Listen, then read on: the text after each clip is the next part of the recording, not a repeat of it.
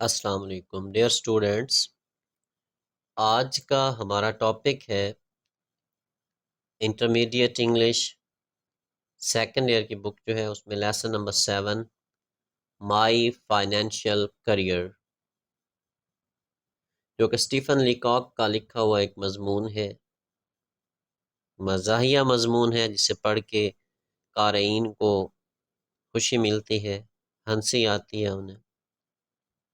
اس میں اسٹیفن لیکاک بتاتا ہے کہ اسے ایک دفعہ بینک میں جانے کا اتفاق ہوا، حالانکہ اسے بینک جانے سے ڈر لگتا تھا۔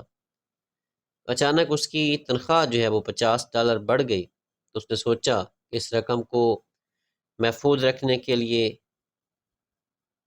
چوری چکاری سے، دشمنوں سے محفوظ رکھنے کے لیے، بچانے کے لیے ایک ہی راستہ ہے، اور وہ ہے اسے بینک میں جمع کروا دیا جائے۔ تو اسٹیفن لیکاک ڈرتے ڈرتے جب بینک میں داخل ہوتا ہے تو وہاں اس نے اکاؤنٹنٹ سے مینیجر کے بارے میں پوچھا،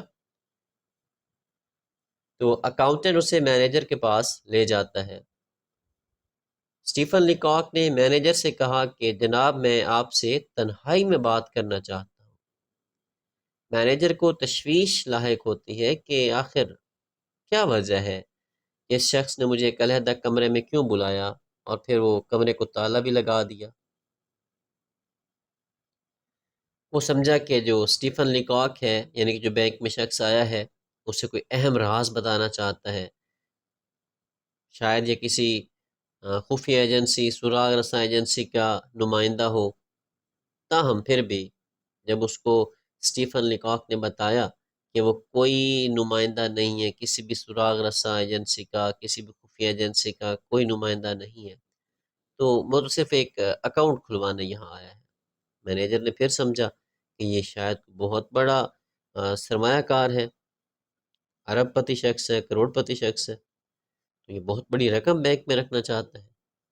تو بینک مینیجر کو اس وقت مایوسی ہوئی جب اسے یہ پتہ چلا کہ مصنف تو صرف $56 جمع کرانا چاہتا ہے۔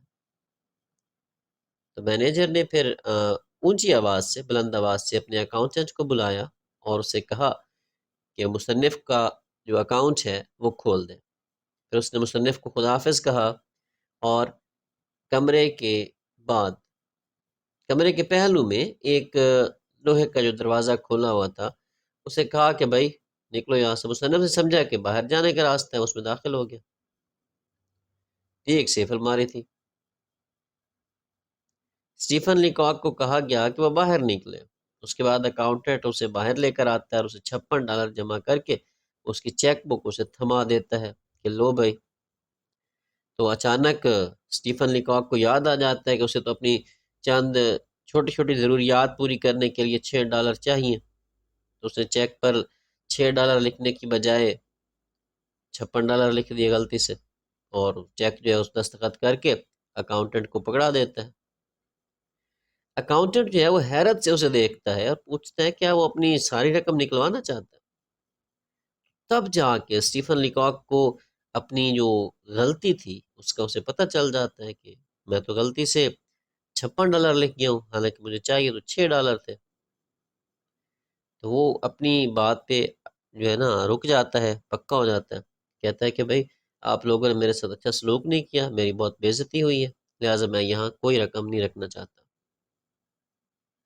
تو کلرک جو ہے اسے $56 واپس کر دیتے ہیں، اور اسٹیفن لیکاک یعنی کہ اس مضمون کا جو مصنف ہے وہ باہر کی طرف نکلتا ہے، تو اسے پیچھے سے کہوں کی آواز سنائی دیتی ہے، ہنسنے کی آواز سنائی دیتی ہے کہ لوگ جو ہے اس کے پیچھے ہنس رہے ہیں اس کی بیوقوفی پر۔